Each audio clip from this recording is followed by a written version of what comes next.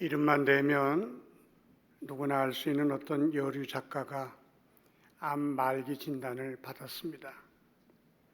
처음에는 도대체 내가 무엇을 잘못했길래 하나님이 이런 형벌을 내게 내리시나 펑펑 울면서 하나님께 대해 원망도 하고 화도 냈지만 시간이 흐르면서 죽음을 인정하게 되었고 죽음에 대하여 준비하게 되었습니다.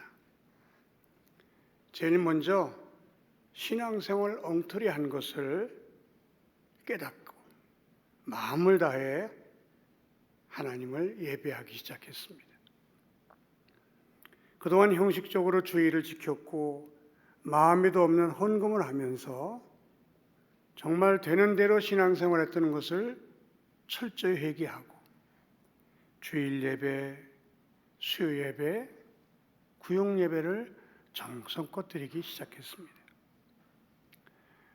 두 번째는 자신 때문에 상처받고 관계가 끼어진 사람들을 찾아가 사과하고 용서를 비는 일을 하기 시작했습니다. 죽음이 얼마 남지 않은 사람이 진심으로 사과하고 용서를 구하니까 많은 사람들이 오히려 눈물을 흘리면서 그의 사과를 받아주었습니다. 셋째는 그동안 그렇게 아끼면서 모았던 돈을 풀어서 어려운 사람들을 돕기 시작했습니다. 죽으면 다 두고 갈 것들인데 죽기 전에 좋은 일이나 많이 하고 하나님께 가자 하면서 어려운 사람들에게 나누어주기 시작한 것입니다. 그렇게 몇 달을 지내다가 병원에 예약한 날이 되어서 병이 얼마나 진행되는가를 보기 위하여 다시 검진을 했는데 그 결과 암이 사라지고 보이지 않는 것이었습니다. 의사도 놀랬고 환자도 놀랐습니다. 다시 찍어봤는데 역시 깨끗했습니다. 그때 의사가 정말 죄송합니다. 우리 병원이 오진을 한 것 같습니다. 정중하게 사과를 하는 것이었습니다. 이 여류 작가가 구역 예배를 드리면서 구역 식구들에게 이 얘기를 그대로 해줬습니다. 참 천만다행이네요. 얼마나 감사한 일입니까? 그러면서도 그동안 집사님 얼마나 마음고생 많이 하셨어요. 집사님께 이렇게 마음고생을 시킨 그 병원 가만두면 안 됩니다. 집사님, 그런 병원 그냥 두면 안 돼요. 고소하셔요. 그 말을 들은 그 집사님이, 그 여류 작가가 이렇게 대답했다고 합니다. 아닙니다. 저는 그 의사 때문에, 그 병원 때문에 참된 신앙을 갖게 되었습니다. 그리고 죽음을 준비하며 살게 되었습니다. 저는 이제 비로소 사람이 어떻게 살아야 하는지를 비로소 깨닫고 살게 된 것입니다. 그 사건 이후로 그 여류 작가는 완전히 달라진 사람이 되었습니다. 성경은 여러 곳에서 우리에게 죽음을 준비하며 살라고 말씀하고 있습니다. 베드로전서 4장 7절에 만물의 마지막이 가까웠으니 그러므로 너희는 정신을 차리고 근신하라고 말씀하셨습니다. 종말에는 두 종류의 종말이 있습니다.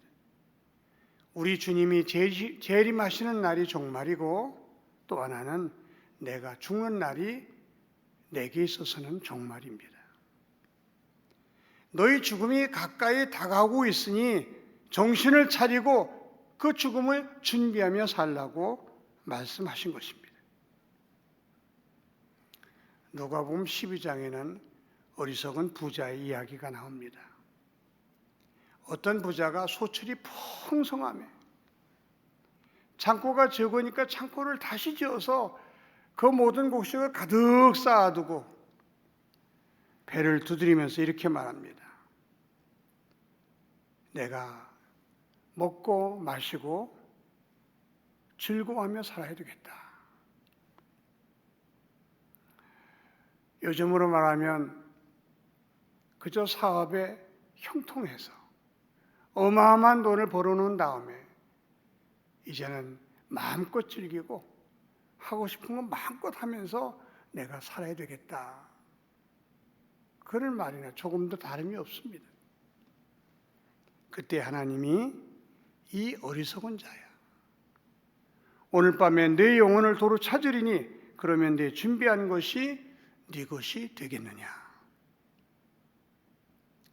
예수님이 이 비유를 하신 이유가 무엇이겠습니까? 죽음을 준비하지 않고 사는 사람만큼 어리석은 사람은 없다는 말씀입니다. 왜 죽음을 준비해야 합니까? 왜 죽음을 준비하면서 살아야 하는 것입니까? 사람 누구나 다 죽기 때문입니다.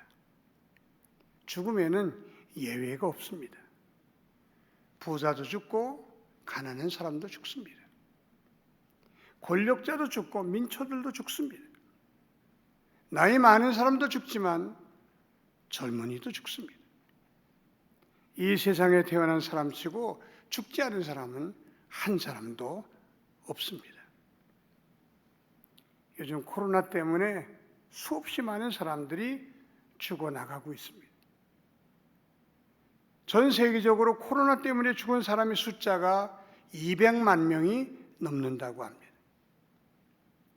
미국에서 21만 5천 명이 죽었습니다. 이탈리아에서는 16,000명이 죽었습니다.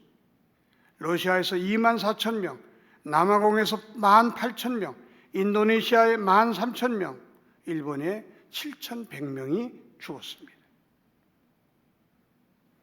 코로나가 아니라도 우리나라에서 1년에 죽는 사람의 숫자가 28만 8천 명이라고 합니다. 하루 평균 819명이 죽어가고 있습니다. 이 죽음이 언젠가는 나에게도 닥친다고 하는 것입니다. 나도 언젠가는 죽을 사람임을 기억하고 그 죽음을 준비하며 살아야 됨을 성경은 말씀해 주고 있는 것입니다. 알렉산더의 아버지 필립 왕은 아주 지혜로운 왕이었다고 합니다. 필립 왕은 그의 신하 중에 한 사람을 세워서 왕이 아침에 일어나 용상에 앉으면 왕을 향해서 대왕이여, 대왕도 죽을 사람임을 기억하소서, 그렇게 외치게 했다는 것입니다. 필립 왕은 그 소리를 들으면서 그래, 나도 언젠가 죽을 사람이지. 죽을 사람이 무슨 욕심을 부리나? 죽을 사람이 무슨 다른 사람을 힘들게 하나? 겸손한 마음으로 선정을 베풀며 살았다는 것입니다. 전설에 의하면 그가 죽을 때 관 양쪽에 구멍을 내서 양팔을 관 밖으로 나가게 했다는 것입니다. 관을 메고 나갈 때 이 팔과 손이 그저 흔들리는데 이게 얼마나 보기가 끔찍한지 많은 사람이 의아해했다고 합니다. 도대체 왕은 왜 자기 팔을 관 밖으로 내놓으라고 했을까? 그때 어떤 노인이 이렇게 말했다고 합니다. 그 뜻을 모르는가? 왕이라도 죽으면 빈손으로 간다는 사실을 깨우쳐 주려는 것이 아닌가? 사랑하는 성도 여러분, 저나 여러분이나 멀지 않아 반드시 죽는다는 사실을 깨닫고 갈 때는 누구나 빈손으로 간다는 사실을 깨닫고 죽음을 준비하며 살아가는 저와 여러분들이 될 수 있기를 바랍니다. 왜 죽음을 준비하며 살아야 하는가? 두 번째는 죽음 뒤에는 하나님의 무서운 심판이 있기 때문입니다.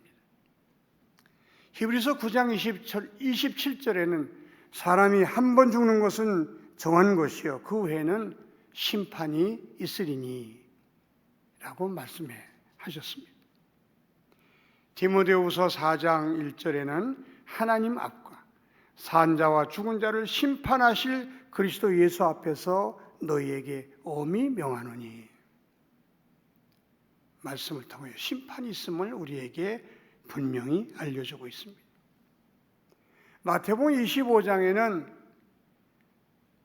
주님께서 마지막 날 모든 민족, 모든 족속을 다 한자리에 모아놓고 심판을 하시는데, 지극히 작은 자에게 긍휼을 베푼 자들은 오른쪽에, 지극히 작은 자들을 돌아보지 아니한 사람들은 왼쪽으로 분류하시면서 오른쪽에 있는 사람들은 영생의 복을 주시고 왼쪽에 있는 사람들에게는 영벌에 처한다고 말씀하시면서 심판이 있음을 늘 기억하고 살라고 말씀해 주셨습니다. 영벌이 무엇입니까? 영원한 형벌, 지옥을 가리키는 말씀입니다. 많은 사람들이 지옥이 어딨냐고 조롱합니다. 자비하신 하나님, 사랑이 많으신 하나님이 자기를 믿지 않는다고 지옥에 보내겠느냐? 지옥은 없다. 지옥을 부인하는 사람들이 얼마나 많은지 모릅니다. 그러나 지옥은 분명히 있습니다. 저희 어머니가 집안의 오촌 아저씨의 임종을 함께 지킨 적이 있습니다. 그 아저씨는 아주 불효한 사람이었기에 자기 어머니를 내쫓은 사람입니다. 병들어 막 죽어가면서 갑자기 어이 무서워, 어이 무서워, 저 문 좀 닫아요, 안 돼, 안 돼, 그러면서 숨이 딱 끊어졌습니다. 저희 어머니가 저희 집에 와서, 얘야, 나는 지옥이 있다는 것을 분명히 봤다.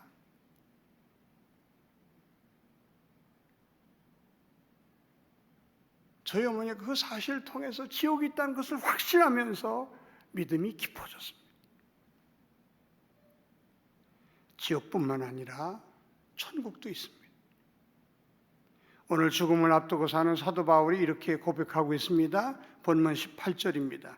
주께서 나를 모든 악한 일에서 건져내시고 또 그의 천국에 들어가도록 구원하시리니 그에게 영광이 세세 무궁토록 있을지어다. 바울은 천국에 들어갈 것을 확신하면서 죽음의 두려움을 이겨내고 있는 것을 볼 수 있습니다. 왜 우리가 죽음을 준비해야 합니까? 죽음이 끝이 아니기 때문입니다. 죽음 뒤에는 무서운 하나님의 심판이 있기 때문에 우리는 죽음을 준비하며 살아야 하는 것입니다. 그럼 어떻게 죽음을 준비하며 살아야 합니까? 오늘의 주인공 바울은 그의 죽음을 앞두고 이렇게 고백합니다. 전제와 같이 내가 벌써 부어지고 나의 떠날 시각이 가까웠도다. 나는 선한 싸움을 싸우고 나의 달려갈 길을 마치고 믿음을 지켰으니 이제 후로는 나를 위하여 의의 면류관이 예비되었으므로 주 곧 의로우신 재판장이 그날에 내게 주실 것이며. 바울은 끝까지 믿음을 지키며 죽음을 준비했다고 고백하고 있습니다. 죽음은 어디에서 시작되었습니까? 인간이 하나님께 죄를 범했기 때문입니다. 그 죄를 용서받는 방법이 무엇입니까? 죄 없는 하나님의 아들이 죄인 나의 죄를 뒤집어 쓰고 하나님의 형벌을 받아 십자가에서 피 흘리고 죽었다는 사실을 믿음으로 우리는 죄 용서함을 받을 수 있는 것입니다. 요한복음 1장 12절에는 영접하는 자 곧 그 이름을 믿는 자들에게는 하나님의 자녀가 되는 권세를 주셨으니 이는 혈통으로나 육종으로나 사람의 뜻으로 나지 아니하고 오직 하나님께로부터 난 자들이니라. 인간의 방법이 아닌 하나님의 말씀대로 예수를 믿고 구주로 영접할 때 사람은 구원받을 수 있고 하나님의 자녀가 될 수 있음을 분명히 말씀해 주고 계십니다. 하나님의 자녀가 되면 먼저 소속부터 달라집니다. 그동안 땅에 소속되어 있던 사람이 이제 하늘에 속한 사람이 되는 것입니다. 그래서 바울은 오직 우리의 시민권은 하늘에 있는지라고 담대히 외쳤던 것입니다. 마지막에 사람은 소속대로 가는 것입니다. 군인들이 국군의 날 행사하기 위해서 각 부대에서 병사들이 차출되어 여의도로 모입니다. 한 달 내내 함께 훈련을 하고 국군 행사를 다 마친 뒤에는 며칠 휴가를 줍니다. 그리고는 다 자기 소속 부대로 돌아가는 것입니다. 사람도 마찬가지입니다. 이 세상을 다 살고 하나님이 부르실 때에는 소속대로 가는 것입니다. 땅에 속한 사람은 지옥으로 가고 하늘에 속한 사람은 천국으로 가는 것입니다. 그러므로 죽음을 준비하려면 반드시 예수를 믿고 영접해야 하는 것입니다. 한 15년 전쯤의 일입니다. 세상에서 성공했다고 하는 사람이 암에 걸려서 죽어가고 있었습니다. 사회적 지위도 있었고 돈도 많은 사람이었기 때문에 그 낫고 싶은 마음에 소위 유명하다는 목사님들을 하나하나 불러서 기도를 받았다고 합니다. 낫게 해달라고 간절히 기도하고 나은 줄로 믿으라고 권면하며 수없이 많은 목사들이 다녀갔지만 병은 점점 더 심해가고 있었습니다. 제가 거의 마지막 즈음에 부름을 받게 됩니다. 어느 권사님의 손에 끌려서 그 환자의 방에 들어갔는데 목사님 오셨습니다. 그랬더니 고개를 탁 꼬고요. 쳐다도 안 봐요. 그동안 그렇게 많은 기도를 받았는데 점점 더 병이 나빠지는데 무슨 또 목사냐고 그런 마음에 쳐다보지도 않는 것입니다.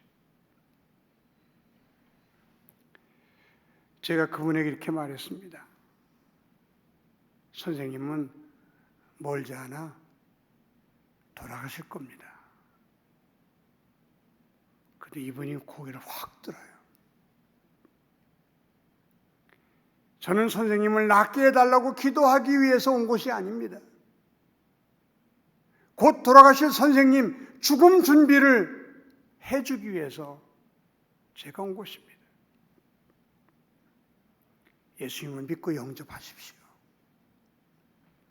그분을 꼭 붙드십시오. 그 예수님의 손을 붙들고 죽음의 강을 건너십시오. 주께서 선생님을 천국으로 인도해 주실 것입니다. 간절히 복음을 전했더니 눈물을 뚝뚝 흘리면서 제게 정말 고맙다고, 정말 고맙다고 인사를 하셨습니다.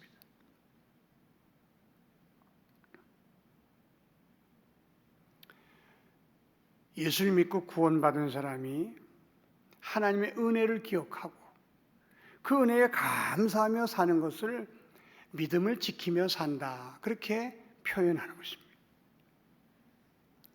바울은 예수님을 대적했던 사람입니다.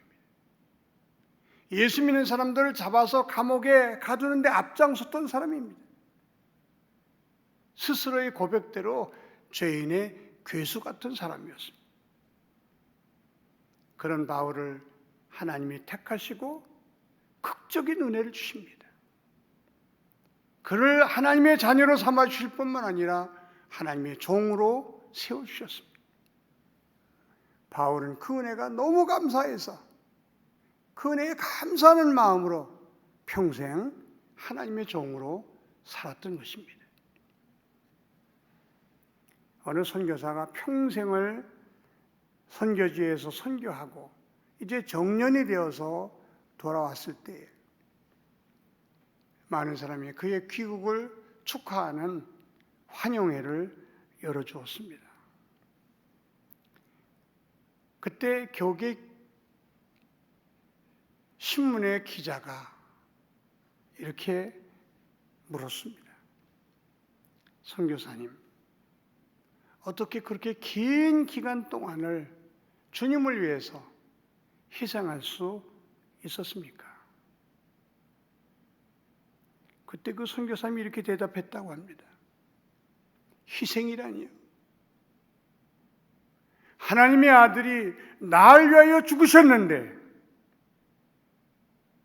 희생이라니요. 나의 어떤 행위도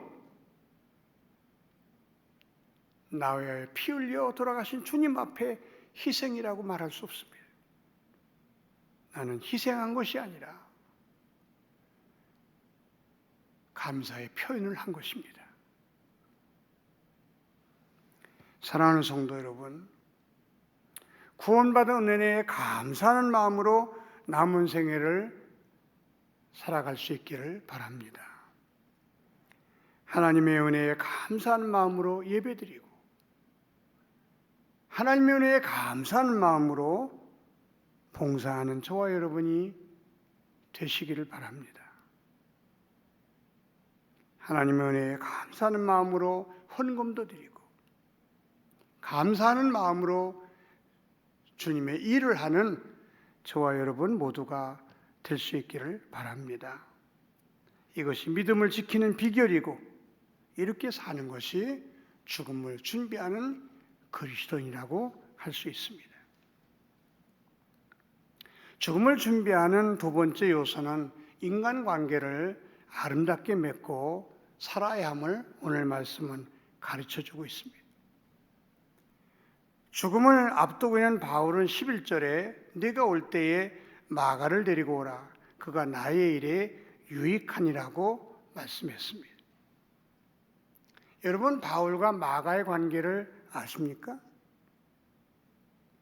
바울과 바나바가 제1차 전도 여행을 떠날 때 마가를 조수로 데리고 갔습니다. 마가는 부잣집 아들입니다. 성지순례 가면 지금도 마가의 다락방을 볼 수 있는데 한 100명 정도가 들어갈 수 있는 그런 다락방입니다. 그 집이 마가의 집입니다. 부잣집 아들이어서 그랬는지 선교의 그 어려움을 견디지 못하고 그는 중도에서 포기하고 돌아오고 맙니다. 그 일 때문에 아마 바울의 마음이 많이 상했고 바울이 많이 실망했던 모양입니다. 제1차 전도 여행을 끝나고 제2차 전도 여행을 계획하는 가운데 마가가 찾아옵니다. 일사 때는 제가 믿음이 부족하고 제가 어려서 선생님을 실망시켰지만 이제 제가 한번 잘해보겠습니다. 끝까지 하겠습니다. 저를 좀 데려가 주십시오. 그때 바울이 단호하게 자릅니다. 절대 안 돼. 너는 절대 안 데리고 갈 거야. 바나바가 사정합니다. 한 번 더 데려갑시다. 안 됩니다. 절대 안 됩니다. 할 수 없이 바나바가 마가를 데리고 떠나고 바울은 실라를 데리고 제2차 전도 여행을 떠났습니다. 많은 세월이 흐르고 이제 바울이 감옥에서 죽음을 기다리고 있습니다. 그런데 마가의 생각이 떠오르는 것입니다. 그때 마가가 얼마나 마음이 아팠을까? 얼마나 섭섭했을까? 그때 데리고 가서 한 번의 기회를 줬으면 얼마나 좋았을까? 이제라도 내가 마가에게 사과하고 그의 마음을 풀어줘야 되겠다.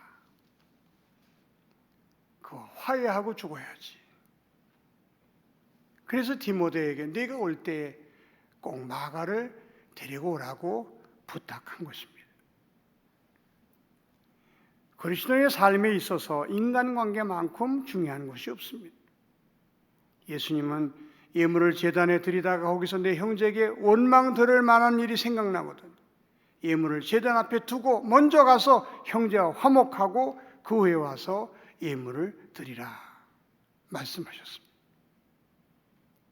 성도에게 예배가 얼마나 중요합니까?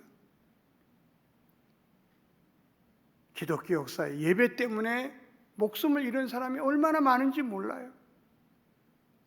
그렇게 중요한 예배지만 인간관계가 잘못되었다면 그건 먼저 바로 잡고 하나님 앞에 예배를 드리라고 가르쳐 주신 것입니다. 호스피스 사역을 수십 년 동안 하면서 수백 명의 임종을 지켜봤던 엘리자베스 퀴블러라는 사람이 인생 수업이라는 책을 썼습니다. 그는 그 책에서 사람이 죽어가면서 마지막으로 후회하는 것들이 무엇인지를 많은 사람을 통해서 듣게 됩니다. 내가 좀 더 노력하지 못한 것, 좀 더 많은 사람에게 베풀지 못한 것, 그리고 사랑해야 할 사람을 사랑하지 못한 것, 그런 것들을 후회하지. 내가 돈을 많이 못 벌었다든지 내가 성공을 많이 못해서 후회스럽다든지 그런 말을 하는 사람은 한 사람도 없었다는 거예요. 죽어가면서 제일 후회하는 것이 내가 사랑해야 할 사람인데 더 사랑하지 못한 것, 그걸 후회하며 죽더랍니다. 사랑하는 성도 여러분, 우리도 용서해야 할 사람 용서하고 사십시다. 내가 사랑해야 할 사람 사랑하며 사십시다. 남아공의 넬슨 만델라 대통령은 백인들에 의해서 무려 27년 동안을 그 힘들고 어려운 감옥 생활을 했습니다. 그가 석방된 후 대통령이 되어서 제일 먼저 한 일은 자기를 27년 동안 감옥에 가둔 그 백인들을 용서하는 일이었습니다. 보복하지 않고 화해와 용서를 통해서 남아공을 하나로 만들었습니다. 그는 노벨 평화상을 받았고 세계 모든 사람의 존경을 받으며 하나님의 부름을 받았습니다. 사랑하는 성도 여러분, 할 수만 있으면 모든 사람과 평화할 수 있기를 바랍니다. 누구도 미워하지 마시고 용서하며 화해하시는 저와 여러분이 되시기를 바랍니다. 그것이 내가 행복하게 사는 길이고 내가 행복하게 하나님의 부름을 받는 길입니다. 마지막으로 성경을 가까이 하는 것입니다. 13절에 내가 올 때 내가 들어와 가보의 집에 둔 겉옷을 가지고 오고 또 책은 특별히 가죽 종이에 쓴 것을 가져오라. 가죽 종이란 헬라어로 비블리아라고 하는데 이것은 바이블, 성경을 의미하는 것입니다. 우리가 죽음이 가깝다고 여길수록 성경을 가까이 해야 한다고 말씀하고 있습니다. 점점 죽음이 가깝다고 느낄수록 하나님의 말씀에 귀를 기울여야 합니다. 성경 말씀 속에서 힘을 얻고 소망을 가져야 하는 것입니다. 우리가 이 세상을 떠날 때 무엇을 가지고 갈 수 있습니까? 우리가 죽으면서 무엇을 붙들 수가 있습니까? 돈입니까? 권세입니까? 명예입니까? 그것들은 다 풀의 꽃과 같은 것들입니다. 이사야 40장 8절에 풀은 마르고 꽃은 시드나 우리 하나님의 말씀은 영원히 서리라. 하나님의 말씀을 붙드는 사람만이 승리할 수 있습니다. 하나님의 말씀을 가까이 하는 사람은 하나님을 가까이 하고 있다는 증거입니다. 하나님을 가까이 하는 사람은 하나님이 언제 부르셔도 두려움 없이 주님 앞에 설 수 있게 되는 것입니다. 한 주 여행을 간다고 해도 준비할 것이 얼마나 많은지 몰라요. 자식 결혼을 앞두고는 준비하는 것이 얼마나 많습니까? 그러나 우리가 가장 힘써 준비해야 할 것이 바로 죽음 준비입니다. 끝까지 믿음을 지키시고 모든 사람과 좋은 관계를 유지하며 사시다가 언젠가 하나님이 부르시면 우리를 사랑하시고 우리를 구원해 주신 그 하나님 품에 안기는 저와 여러분 모두가 되시기를 주님의 이름으로 축원합니다. 기도드리겠습니다. 하나님 아버지, 언젠가는 죽는다는 사실을 때로는 잊고 살 때가 너무나도 많습니다. 나는 마치 100년, 200년 살 것 같은 그런 마음으로 살아갈 때가 얼마나 많았습니까? 주님, 용서하여 주시옵소서. 죽음이 남의 일이 아니라 어느 날 내일이 될 수 있다는 사실을 깨닫고 죽음을 준비하며 사는 우리들 되게 하여 주시옵소서. 믿음을 끝까지 지키고 모든 사람과 좋은 관계를 맺고 언제나 성경을 가까이 하면서 믿음으로 살다가 주님 부르시면 아멘 할렐루야 하고 주님 품에 안기는 우리 모두가 되게 하여 주시옵소서. 예수님의 이름으로 기도하옵나이다. 아멘.